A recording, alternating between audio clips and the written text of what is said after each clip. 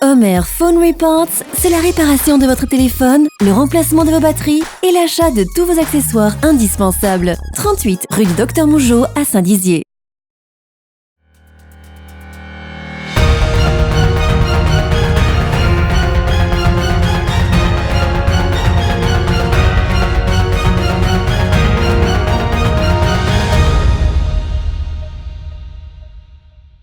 Bonsoir à tous, bienvenue dans votre journal du 21 novembre 2019. Voici les titres de cette édition.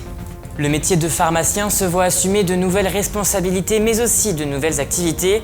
Nous allons vous montrer l'évolution de cette profession dès le début de ce journal. Un escape game s'est tenu au cœur du château du Grand Jardin à Joinville. Retour en images dans quelques instants.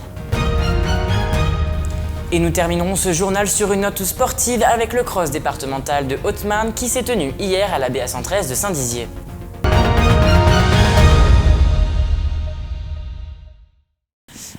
Mais avant de développer ce journal, allons du côté de Vitry-le-François, à l'esplanade Oberbischof-Schheim, où se tenait aujourd'hui un forum des métiers.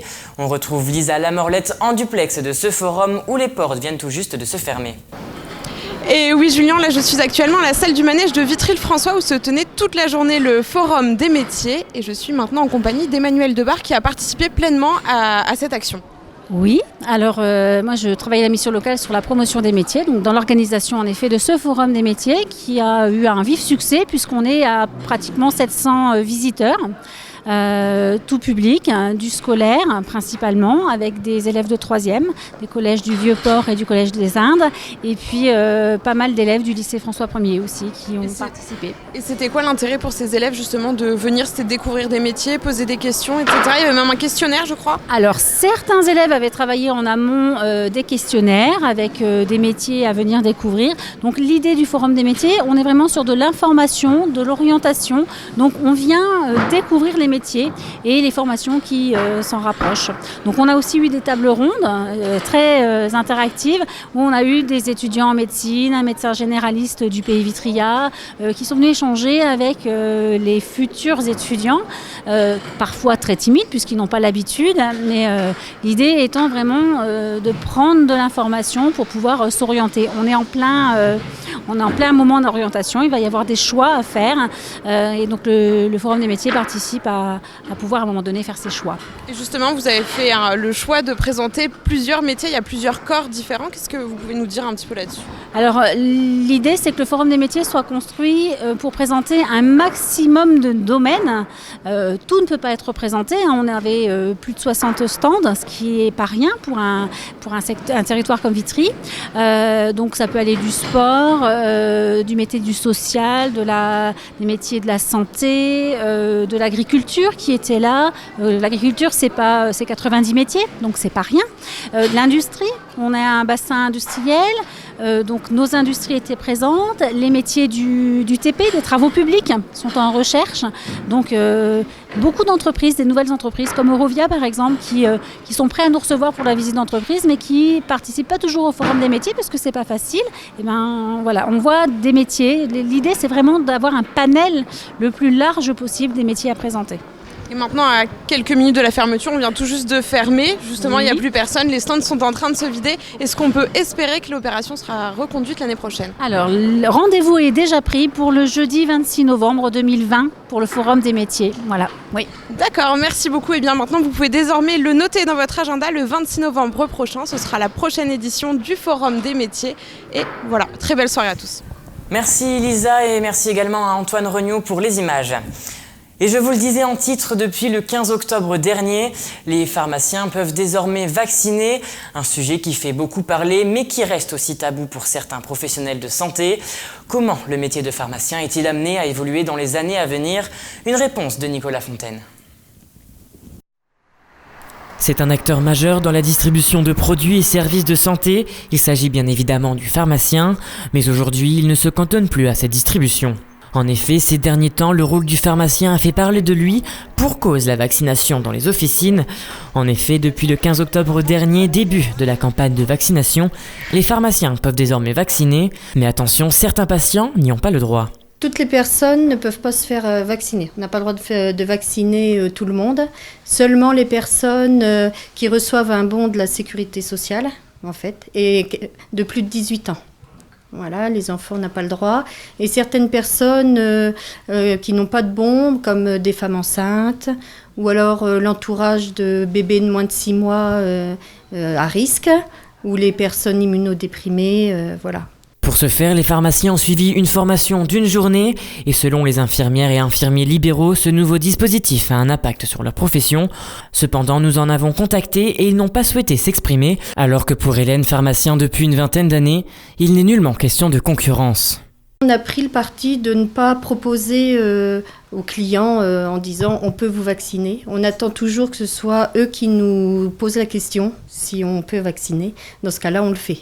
Et on n'oblige pas du tout. Voilà, ils sont libres d'aller voir le médecin, l'infirmière. C'est eux qui choisissent en fait.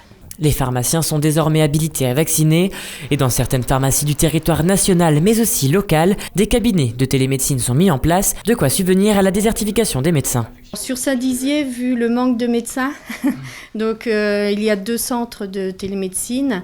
Donc je pense que c'est une bonne chose, oui, que ça existe. Parce qu'il y a plein de patients en recherche de médecins qui ne sont malheureusement pas correctement suivis. Aujourd'hui, le pharmacien effectue donc de nouvelles activités, c'est pourquoi on peut parler d'évolution. C'est toujours les grosses questions, à savoir si ça va rester le monopole des pharmaciens ou pas. Hein, ça fait des années qu'on en parle. Pour l'instant, c'est toujours le cas. Après, comment ça va évoluer, je ne sais pas. Tous les ans, il y a des choses nouvelles, donc on se met à la page.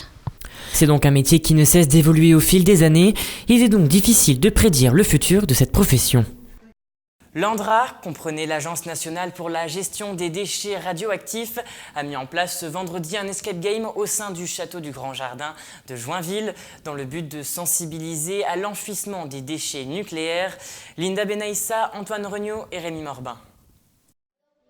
Vendredi soir, le château du Grand Jardin à Joinville a accueilli un escape game organisé par l'Agence nationale pour la gestion des déchets, plus connue sous le diminutif d'ANDRA, en partenariat avec l'Office du tourisme de Joinville, la communauté de communes et le département de la Haute-Marne. Cette soirée avait pour but de valoriser la parution de la bande dessinée « La mémoire oubliée » commandée par l'ANDRA. L'ANDRA, c'est l'Agence nationale pour la gestion des déchets radioactifs. Et sa mission, c'est de gérer l'ensemble des déchets radioactifs français. Plus particulièrement ici, à la limite de la Meuse et de la Haute-Marne, nous travaillons à développer le projet qui s'appelle CIGEO, Centre industriel de stockage géologique, qui a pour objectif de recevoir les déchets les plus dangereux et de les mettre à 500 mètres de profondeur pour protéger l'homme et l'environnement du danger de ces déchets. La question de la gestion des déchets nucléaires est souvent sujette aux polémiques et aux manifestations, voire à une certaine gêne. Quel regard portez-vous sur ce lieu, sur l'ANDRA ? J'ai pas d'avis particulier.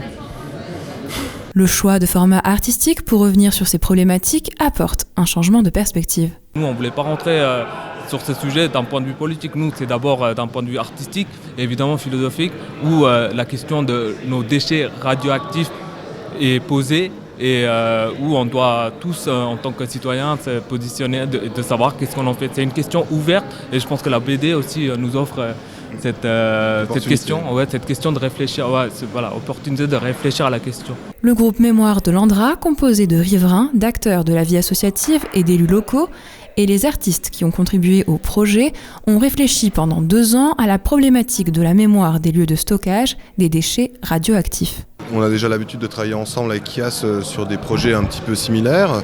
Donc moi c'est vrai que j'étais plutôt sur la phase du travail de scénario avec l'ANDRA pour transposer en fait en bande dessinée leur objectif qui était donc de créer un projet autour de la préservation de la mémoire, notamment par rapport au projet CIGEO et on a donc essayé de travailler un scénario dans l'idée que la mémoire collective aurait disparu dans plusieurs centaines d'années. Et donc le héros va tenter de découvrir cette mémoire. C'est un travail collaboratif. Une fois que le scénario est fait et ensuite le découpage réalisé avec tous les acteurs du projet, c'est à moi de rentrer sur scène. Et moi, en fait, je m'occupe de faire le storyboard, qui est un aperçu rapide en brouillon de la bande dessinée, où je place tous les éléments, les bulles, la composition, tous les aspects pour que le scénariste puisse valider et me dire si ça correspond à son idée, parce qu'on part avant tout de son idée. Et ensuite, je fais les phases crayonnage, ancrage et la mise en couleur. Donc c'est un travail vraiment sur la durée et puis avec méthode. L'escape game se déroulait dans plusieurs salles du château. Les 70 participants de tous âges se sont rapidement changés en enquêteurs, épaulés par 4 acteurs représentant des protagonistes de la BD. C'est très sympa, c'est très joli et le jeu est prenant, donc on s'amuse. Ouais. Et les gamins s'impliquent beaucoup, donc nous ça nous permet d'être avec eux pour une activité commune. C'est déjà compliqué quand on a des enfants qui dépassent les 13-14 ans, donc là c'est vrai que c'est sympa. C'est sympa, c'est bien fait, puis c'est accessible vraiment à tout le monde, quoi.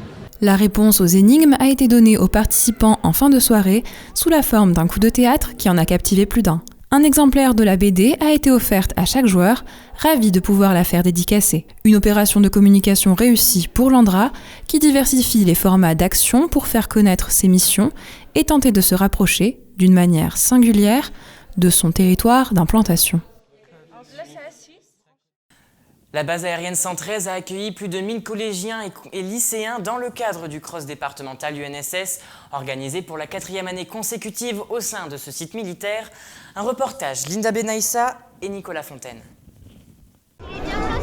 Près de 1000 élèves de collèges et de lycées originaires des 4 coins de la Haute-Marne étaient présents sur le site de la base 113 ce mercredi après-midi pour prendre part aux différentes épreuves du cross départemental de l'Union nationale du sport scolaire. Les distances imposées allaient de 2 à 4,7 km. En plus des épreuves du cross, une randonnée de 5 km qui a accueilli 160 participants était également proposée pour s'adapter au mieux à la disparité des conditions physiques. Le cross UNSS qui est organisé pour la 4e fois sur la base, c'était un partenariat qui a été institué dans le cadre du partenariat national du sport armée-jeunesse. Ce temps sportif était organisé dans le cadre du lien Armée-Nation. On a enchaîné 5 courses, d'accord. On est parti des collégiens, c'est-à-dire les benjamines, et après on est monté en catégorie, c'est-à-dire minime, cadet, junior, filles et garçons à chaque fois. Voilà. Des stands étaient mis en place afin de présenter aux jeunes présents les différents corps de métier de l'armée. On a dans le camion, on a un simulateur, un casque de réalité virtuelle qui permet aux jeunes déjà d'essayer, et puis après ça casse un peu la glace et on peut mieux parler avec eux. Ils viennent nous voir pour faire ça et puis après on leur explique tout ce qu'on peut faire dans l'armée de l'air. Parce que l'armée de l'air, c'est 50 métiers, 3700 recrutements par an, des gens qu'on va former complètement dans certains métiers, d'autres qu'on va servir du niveau scolaire pour les former dans nos métiers qu'on a besoin. Pour un avion en vol, il y a à peu près 30 spécialistes qui auront travaillé avant, pendant et après le vol. Alors il y a des évaluations sportives lors des épreuves de sélection, évidemment. Après, on n'a pas la même exigence physique pour des personnes qui veulent faire pilote, commando, moniteur de sport, que pour un mécanicien ou une agent bureautique ou un agent de restauration. En fin de compte, nous, ce qu'on va rechercher, c'est surtout de la motivation, un goût de l'effort. Les gagnants de chaque course ont pu s'initier au pilotage virtuel d'avions de chasse et de nombreuses médailles ont été remises par des anciens combattants qui aidaient aussi à l'encadrement des jeunes coureurs. Parmi ces 800 000 jeunes gens, certains vont faire une carrière dans l'armée de l'air, certains vont être pilotes, mécanos, officiers renseignement, tout ce que vous voudrez, administratif, et faire de la communication comme vous le faites vous-même. Les valeurs sportives telles que la cohésion, l'esprit de groupe ou encore le sens de l'effort sont ainsi autant de qualités indispensables pour pouvoir embrasser une carrière militaire. On accueille assez régulièrement des stages sur la base, notamment des stages de 3e, dans le cadre de ce qui est prévu par l'éducation nationale. Et donc quand on peut accueillir ces stages, on les accueille avec grand plaisir. Très clairement, le sport c'est une discipline qui est nécessaire pour être militaire. Parce qu'il y a cette notion de goût de l'effort, de dépassement de soi, de cohésion dans la plupart des sports et vraiment de recherche de l'effort, du goût de l'effort qui est intimement lié à la fonction militaire. Courir dans un tel cadre a permis aux adolescents participants, sensibles ou non à la vocation militaire, de s'essayer à des valeurs, en tous les cas utiles dans toutes les sphères de la société. Rendez-vous est déjà pris en juin prochain, où les jeunes sont de nouveau invités à fouler les terrains d'entraînement de la base 113 pour une course d'obstacles. Et c'est la fin de cette édition, merci de l'avoir suivi. Tout de suite, la météo et n'oubliez pas l'information continue sur Puissance Télévisions. Toute l'actualité qui vous concerne, à voir ou à revoir, dès maintenant sur puissancetélévision.fr et sur notre application mobile.